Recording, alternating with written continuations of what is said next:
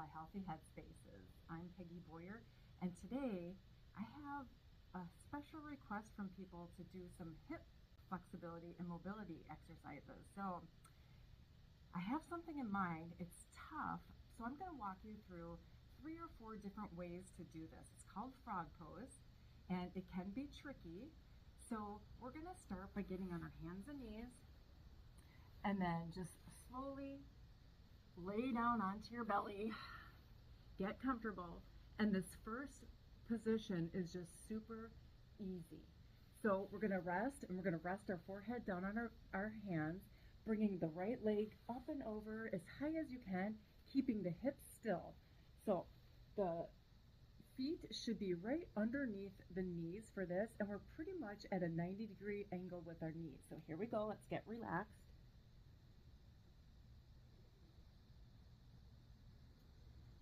The key with this is one of the easier parts of frog to get us into the position, is that you really want to make sure that you are keeping your hips down and you're not over crunching your core. You're not leaning into it in any way. You're just bringing the knee up and relaxing.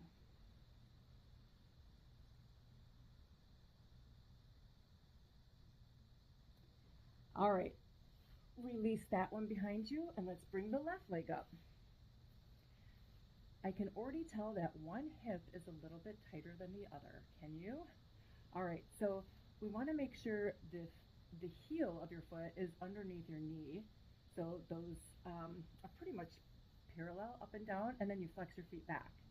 So go ahead, rest your forehead on your hands.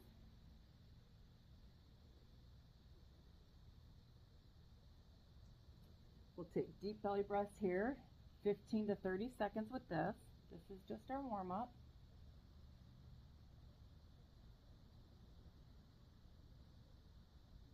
And now push yourself up to a child's pose.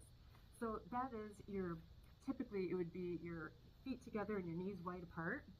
But today we're going to do a little bit differently. We're going to bring our knees in to us so that the knees are pretty much together.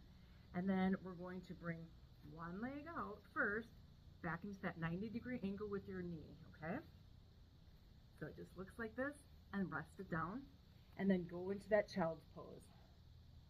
That means reaching your hands forward and your forehead towards the ground.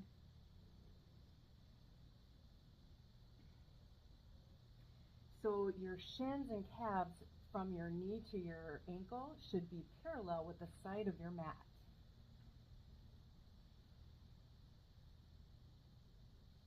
Do you feel the difference between this move and your first one? All right, let's go ahead and bring that in. We're going to switch up, and now bringing your other leg over. I didn't plan my mat very well, but I'm going to do it. So you're pretty much bringing your knee out to the side, your heel is directly under, and you're just really relaxing and breathing into the pressure that you feel in your hips.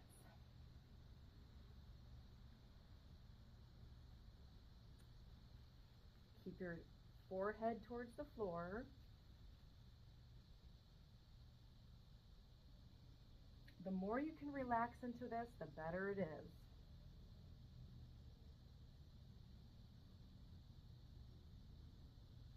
All right, come on up. And now I'm definitely going to reposition my mat. So don't pay any attention to it. So if you need to reposition, you should too. Okay, so this next one, we're going to just try to go full into frog pose. So you want to make sure your knees are at the front of the mat, and then we're going to just slowly widen our stance with our knees, and then just bring our feet out. And the whole time, we're going to bring knees and ankle over one at a time, and your toes are pointing out away from you. I don't know if you can see that. I'm trying to look in my screen. So you can lean on your hands, and you can push back, and it feels really intense when I push back. Or you can lean forward, and you can just go ahead and relax into this pose.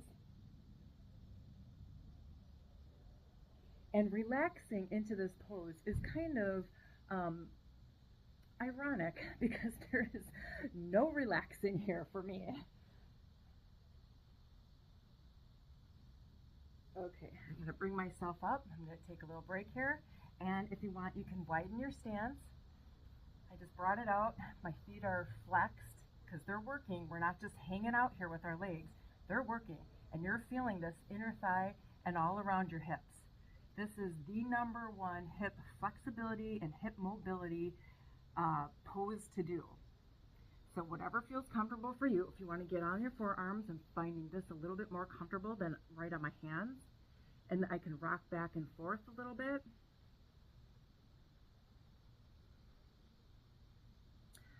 I mean, if there is anybody that can go flat with their legs as if they're doing the splits like this and flop forward, I would definitely like to see that.